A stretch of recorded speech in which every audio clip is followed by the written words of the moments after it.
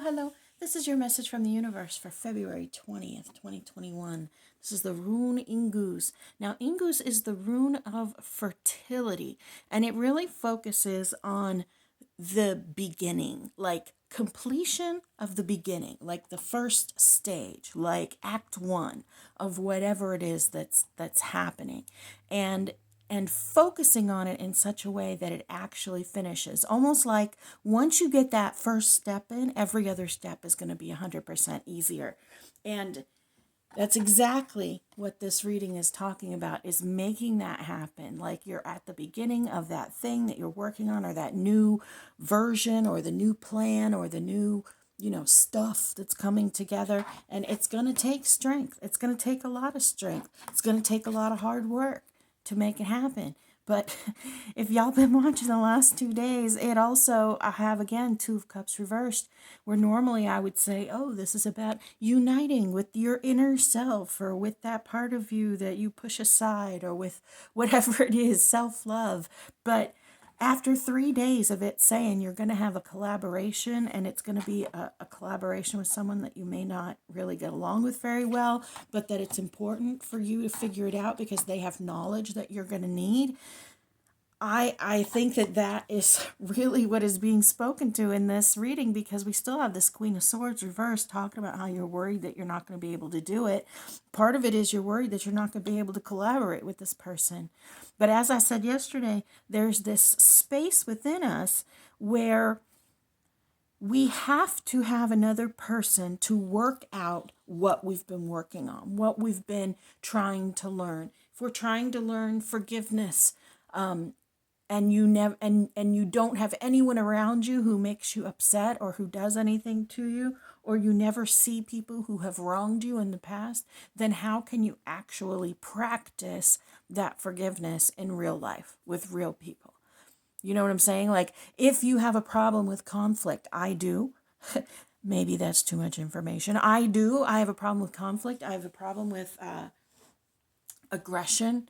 I have a problem with men who are large and being single now. I have a problem with men in general. I've just been staying single because I am too scared to even step really into that field. That fear needs to have a person that you can work on with it. And not every fear is like that, but every fear does have, okay, I'm going to work hard to overcome it, and then I'm going to take that next step.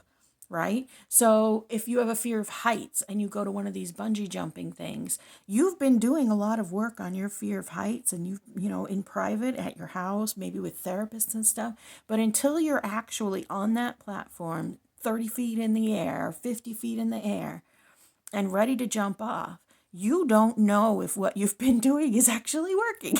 And I really think that that's what this is about, that there is a space that cannot be healed unless it works with another person, unless it's you in collaboration with another person. Now, I don't know if this is business or not. It does say it's going to be hard work. It is the Knight of Pentacles, but you could put hard work into a relationship too. So Adam, I'm not 100% sure whether this is business. I tend to think it's something business related for some of you, but it could also be a relationship. And remember in all of this that you are the one who is creating what comes next by your choices. So if you refuse to deal with another person because of how you feel about collaboration, or because you got burned in the past, or because somebody hurt you, or if, like with me, because I refuse, because I have had issues with aggression and men and abuse, I get scared around large men, and there's no reason to, because large men are soft and squishy. I have a few that are my friends and I love them, but they're soft and sweet and loving sometimes. But I am not dealing with that. And even though I think that I'm dealing with that in my private life, even though I think that I'm working on that in my personal whatevers, until I am actually faced with a large man in my face, like an actual person, I won't know whether the work I've done is doing any good. I won't know whether or not that has moved me forward any. We have to actually be in the presence of that thing that we're trying to overcome sometimes to make it happen. I'm going to share a personal story with you guys real quick, if you don't mind. So I told you that I have this thing with aggression and large men and intimidation. And I've always run from it. I've always hid from it. I've always just tried to smile my way through whatever was happening, and then I break down in private. About a decade ago, I had a boss who got up in my, he was probably a foot taller than me, got up in my face and hovered over me and close enough to spit on me, screaming and yelling at me in front of a dining room full of people. And I went ahead and finished my shift, which was awful. I apologized profusely, backed away, finished my shift.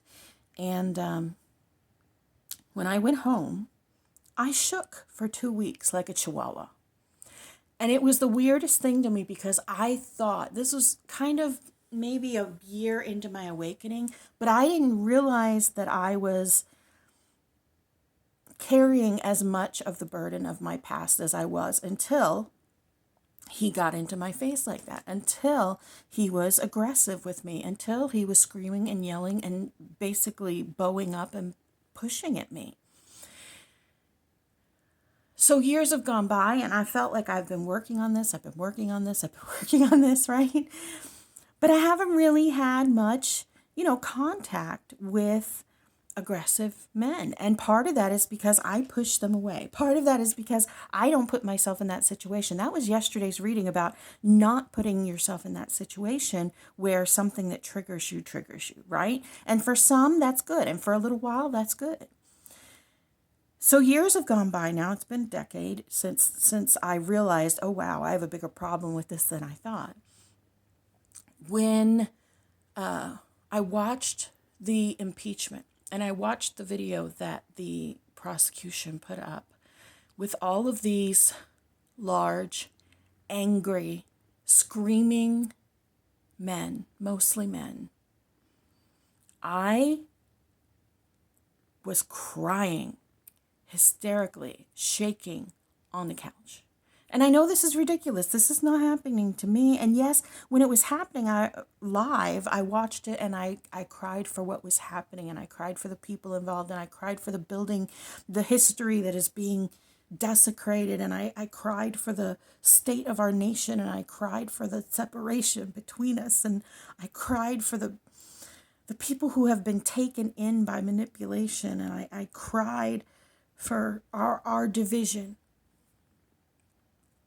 But in that moment, I had a person here like my safety safe, my codependent ex, who was kind of like a buffer for me watching it, where I didn't have to deal with the rank violence of it. I could only deal with the surface stuff.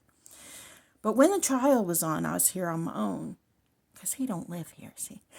When the trial was on, I was here on my own and I was watching it, and it really, I felt their violence as if it was an inch away from my face, just like a decade ago. And I was sitting on the couch shaking. These issues that we have, that we carry, that we think that we have gotten over, that we think that we are dealing with, sometimes you have to actually be in the presence of that issue to actually know that you are over it, or to actually process the work that you've done.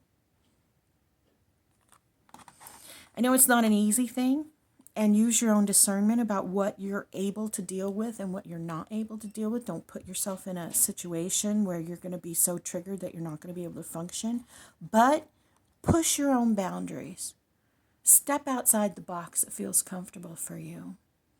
I know it's not easy, but you are so strong. You are so wise. Having this magician and this ace of wands together shows that the universe knows that you have the strength to do this. The universe knows that you can do this. You got this. You are beloved. You matter, and you are so very loved.